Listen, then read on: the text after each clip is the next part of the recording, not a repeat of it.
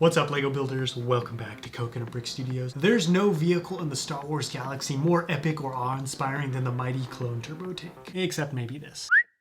I need a turbo tank design for an upcoming mock project, and not just any build will do. I need something that truly captures the Juggernaut's massive scale, battering ram frame, and minifig crushing wheels. So today, I'm going over what LEGO has to offer, what custom options are available, and trying to build the most epic turbo tank possible. If you're ready for a monster truck meets Star Wars build challenge, don't forget to execute Order 66 on that like button, and let's get building. When it comes to official LEGO turbo tanks, my options aren't great. First, we have this little guy, which came in a poly bag, and you could probably build it for around $5, which is a great price point, but when it comes to dominating the battlefield, it's about as underwhelming as Dino Man's attempt to take out Dooku.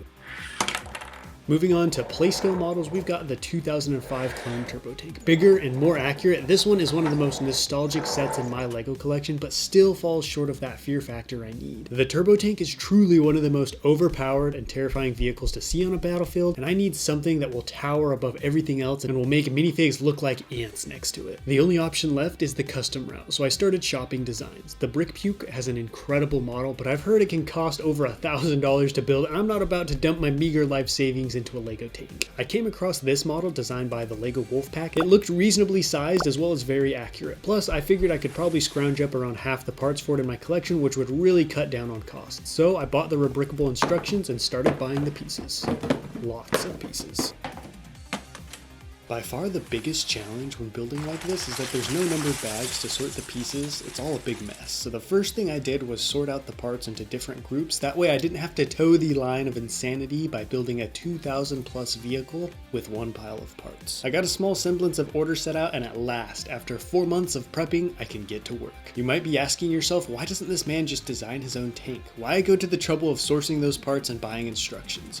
I built a little tractor recently, and this is typically as big as I like to get when designing vehicles. I'm more of a landscape destination type builder, and making vehicles or ships requires a different set of skills from mountains and buildings. It's all fun and games making your own walker until it can't even hold itself up and the head looks like this. Oh, come on!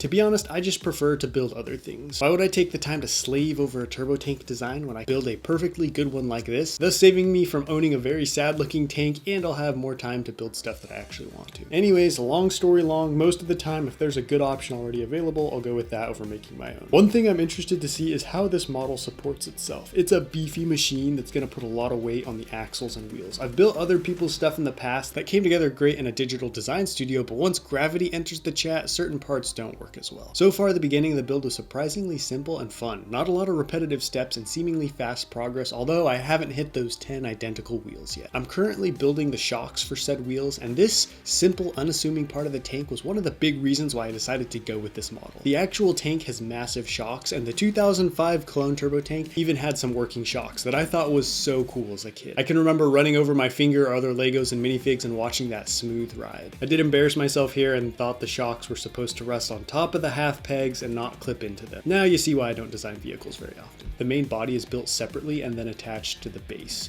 While building, I thought it looked smaller than I thought it would, but let's be real. The most important part is the massive wheels, which help give the tank its formidable appearance, and once the panels go on, it'll probably look bigger. Once again, I was surprised with how much I was enjoying the building process. The instructions were easy to read, and it's coming together in a very pleasing way. The panels were where I started to run into some complications, however. The instructions have you build these black bars, which sit at the rear of the cockpit. Then you have to stick this panel onto a ball joint socket and then clip it into the aforementioned black bars. This turned out to be pretty tricky because I would connect one side and then the other side would break or pop out, so it took a lot of patience and redos to get the panels completely connected. But it's important to remember this is a complex mock, not a LEGO set for kids, so it's going to have some more challenging technique in order to get a more accurate and detailed finished product. After that, I had to build the exterior panels, and this was getting me real excited because once these are on, I can really start to see what this beast is going to look like. Let me know in the comments if you'd like LEGO to release a UCS turbo tank next year for the Revenge of the Sith anniversary, or if they should do something else. I was a little sad there wasn't a cockpit up in the front, but I would prefer a more seamless and good looking exterior over having one. You guys know I care more about exteriors than interiors anyways. But speaking of insides, the middle area is more roomy and even has built-in seats for troops, as well as some other cool detailing. I can only imagine what it would feel like cruising around the battlefield in one of these, as the drivers are jumping ditches and running over separatist tanks. Those clones better be strapped in good. The rest of the build is basically just more of what you saw. Brick-built frame with plate and tile panels to shape the body. Interior enthusiasts rejoice because there is a cockpit in the rear section, 2 detailed seats as well as a control panel, and even some extra space for more troops or crates. The only downside is none of the panels can be removed easily to get to it. It would be cool if even just the very back panel folded down so you could get inside. Now I just need to add the rest of the panels and the main body is done. Now we get to the boring part, the wheels. This was one of the most expensive parts of the tank. Each one is comprised of 3 molded wheels, and then there's a large round disc that has various round tiles that goes on the back. The front is a hubcap type of build that has some cool texture and detail to it, and the whole thing's pretty accurate to the actual Juggernaut wheel. Now the body goes on the base and I can connect the wheels. They slide into the reddish brown axles pretty smoothly, and I must say they function really well. The very front axles can pop off if you put too much pressure on them, but this behemoth is ready to roll out and spread some democracy. It would be a crime to build a giant vehicle like this and not showcase it in a mock of some kind, so I'm going to throw together a quick build before I do the big reveal. I'm going to need at least 3 gray base plates or the tank will take up like half this scene. I've always thought turbo tanks and water go well together. The massive wheels could keep the tank above the surface and forge large bodies of water that would be too deep for clones on foot or take walkers too long. Plus they've got that little periscope on top, so it's basically a pirate ship on wheels. Hey! I'd love to use this tank in future builds, so let me know what mocks I should build with it in the future. As you may have guessed, I'm going to build a beachfront assault. The beach is going to be a real rough and blocky one because most of it will be covered by the tank and water, and this is supposed to act as a natural shoreline defense, not a beachy tropical paradise on Scarif. Most of the exposed ugly patches will be smoothed out with plate and tile. I figured what better place to build than the beaches of Kashyyyk, where we first saw the turbo tank charge into action. Although I'll be doing my own version of it. I've got to have some semblance of detail here, so I'm going to add a waving line of green plate to break up the transition from beach to grass. I don't want to keep you guys waiting for too much longer, but there needs to be something here worth having a Juggernaut sent in to attack, so I'm going to build a separatist artillery emplacement on the other side of the mock. Lucky for me, I kept the gate from the last droid base I built, which will be the droid's last and only real line of defense here, since they're banking on the water to act as a barrier to keep the clones away. I built a large platform with some heavy-duty supports to hold probably one of the most deadly pieces of artillery the Seps have to offer. It's capable of bringing down an acclimator, so I think even the turbo tank crews would be a little nervous going up against one. And the platform doubles as a ramp for Nemoidians to show off their galaxy famous BMX tricks.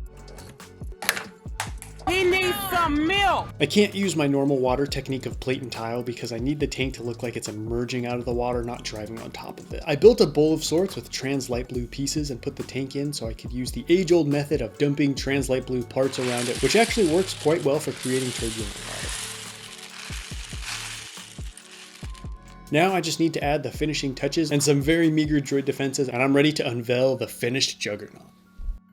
A fierce battle rages between the clones and droids on the wild and untamed planet of Kashyyyk. Having repelled the initial droid attack on the beach, Republic forces are trying to push across the lake and attack the droid base camp. Artillery barrages from J1 proton cannons have kept the clones from advancing, but a couple massive juggernauts have powered across the water and made it to the shore, and the full power of one of the Republic's mightiest weapons is about to be unleashed on the remains of the Separatist forces. This turbo tank is just what I needed. It's well built and very accurate, but most importantly, it is massive. I could not stop admiring and driving this thing around as soon as it was finished. It's just so imposing, and those massive wheels, which are one of the most iconic and important parts of the tank, were designed so well. They look like they can crush infantry and tanks alike underfoot. The missile pods are a great detail, and I added some shooting out to destroy the fortification door. It's definitely bigger than the official LEGO set, but not overly bulky. In fact, it's just narrower than an ATTE, so I'll be able to include this in more mocks than I initially planned. It's got a roomy interior for troops or small vehicles and supplies, and the back can be crewed by minifigs as well. The 2 posable guns up here are just the cherry on top. This challenge was a smashing success, and I want to give a huge shout out to the LEGO Wolfpack and the Hidden Stud for their well-designed tank. But my turbo tank journey isn't over yet.